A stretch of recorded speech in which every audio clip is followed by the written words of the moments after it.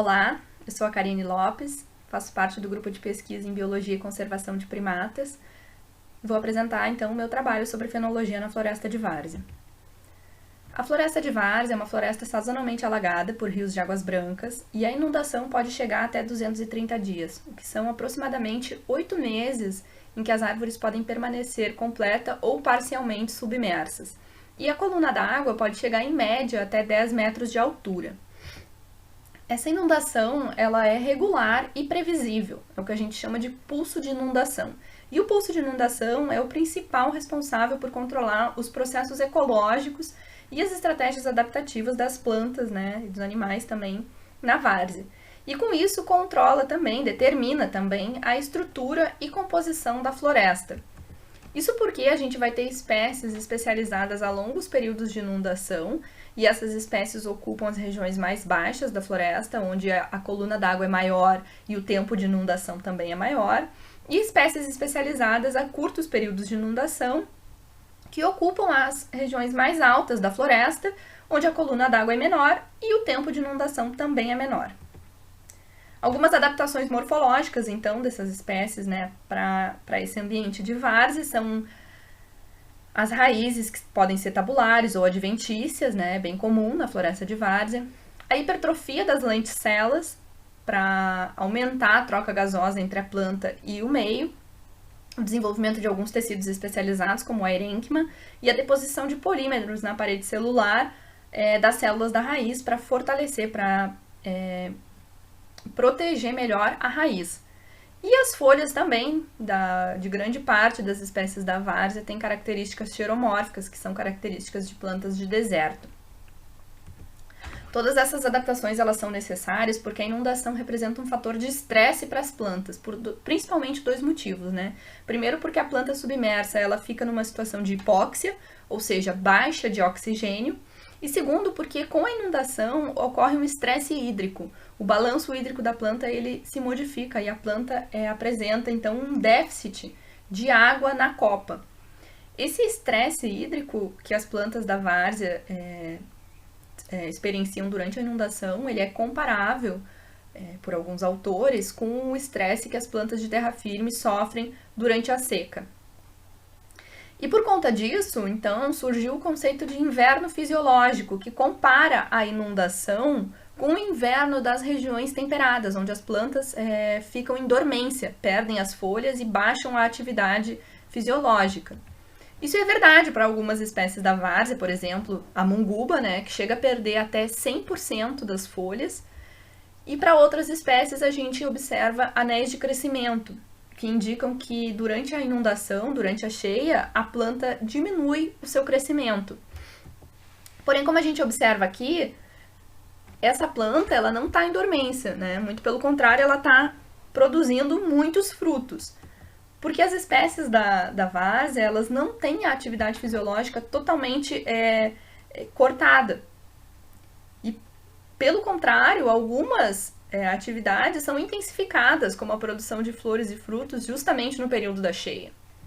Isso é uma adaptação fenológica, então, para a inundação. Então, acredita-se que a hidrocoria, que é a dispersão de sementes pela água, e a ictiocoria, que é a dispersão de sementes pelos peixes, selecionou uma sincronia entre o nível da água e a maturação dos frutos. Então, a gente vai ter mais frutos maduros justamente no período de águas altas.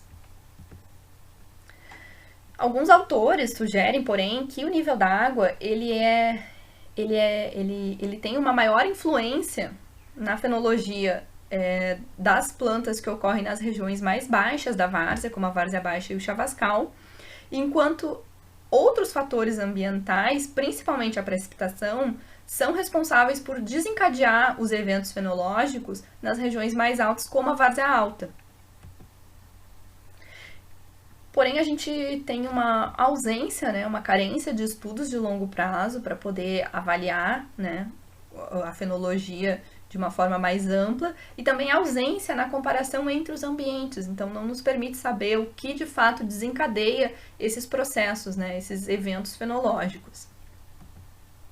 O nosso monitoramento fenológico na reserva Mamirauá tenta, então, responder essas perguntas, porque a gente tem 50 meses de monitoramento, é um monitoramento de longo prazo, e a gente também monitora os principais ambientes da várzea. Então, a gente pode avaliar como o nível da água e como a precipitação atuam de forma diferenciada nos ambientes.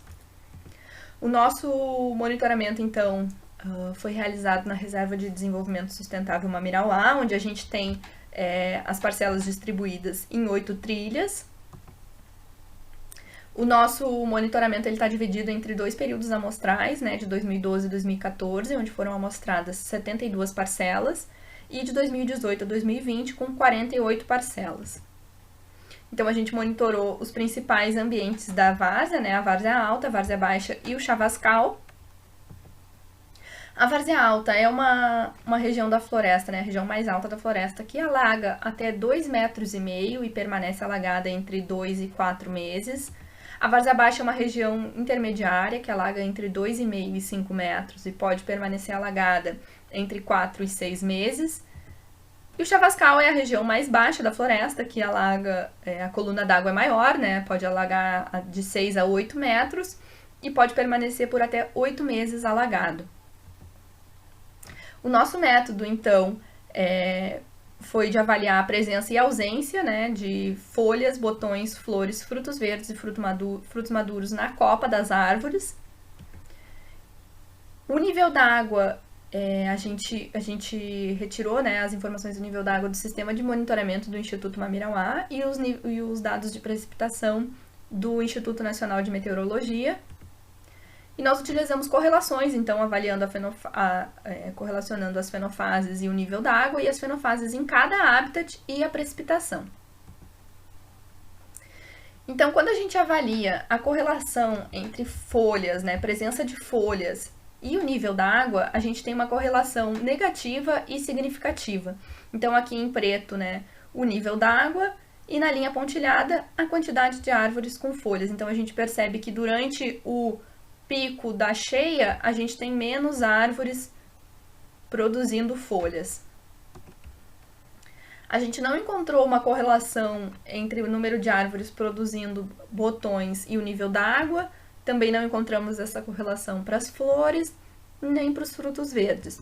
Porém, encontramos uma correlação positiva e significativa entre a quantidade de árvores com frutos maduros e o nível d'água. Então, a gente observa que o pico na produção de frutos coincide com o pico na cheia. Então, quanto maior o nível d'água nessa floresta, maior a quantidade de árvores com frutos.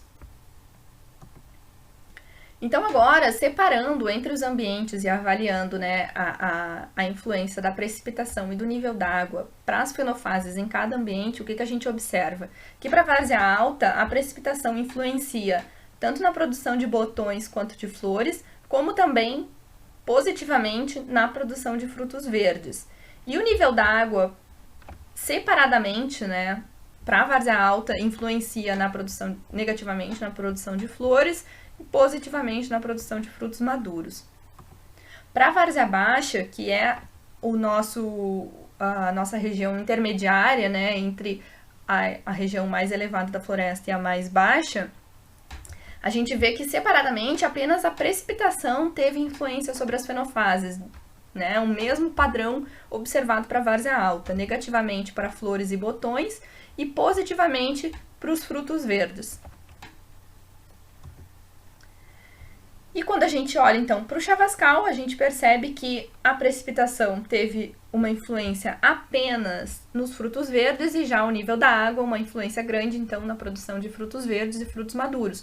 O que nos indica que, de fato, a precipitação é um fator importante, né, para as árvores que estão localizadas na região mais alta da floresta. Essa região, essas árvores, né, muitas delas também acontecem em terra firme, também ocorrem em terra firme.